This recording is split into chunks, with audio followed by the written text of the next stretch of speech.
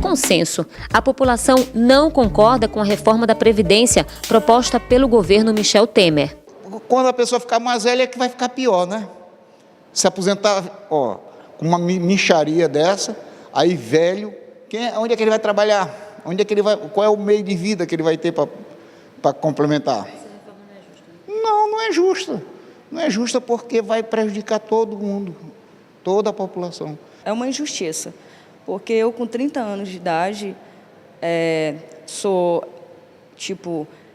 pensar que para a contribuição com 49 sendo aprovado e a idade mínima de 65 anos, isso é muito complicado, né? A gente imagina porque a expectativa de vida hoje do brasileiro, em alguns estados do nosso Maranhão, principalmente, não chega a 60 anos. É que hoje há duas regras para alcançar a aposentadoria. A primeira é por tempo de contribuição.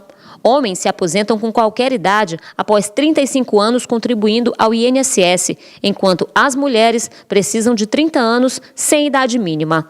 Há também a aposentadoria por idade. Os homens podem requerer aos 65 anos, desde que tenham contribuído durante 15. Já as mulheres podem requerer aos 60 anos, com os mesmos 15 de contribuição exigidos aos homens.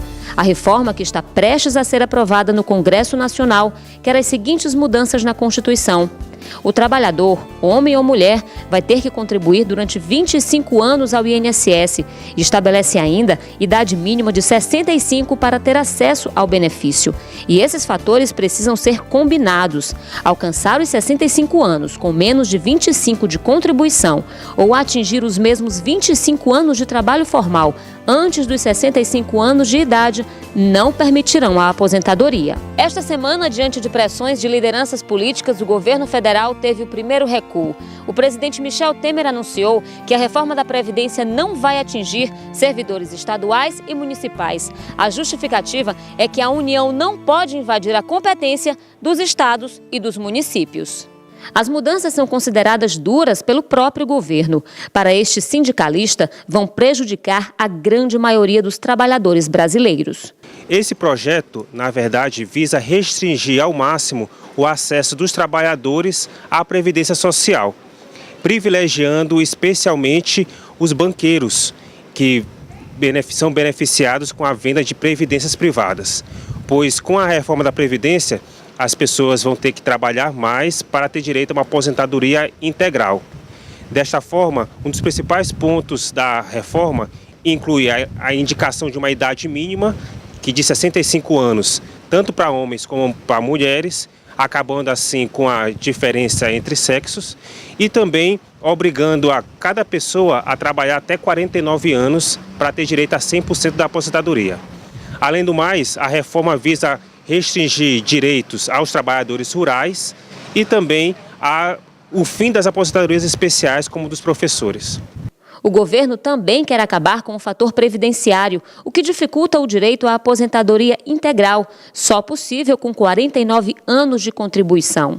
Este especialista lembra ainda que a reforma quer equiparar homens e mulheres, o que seria uma injustiça.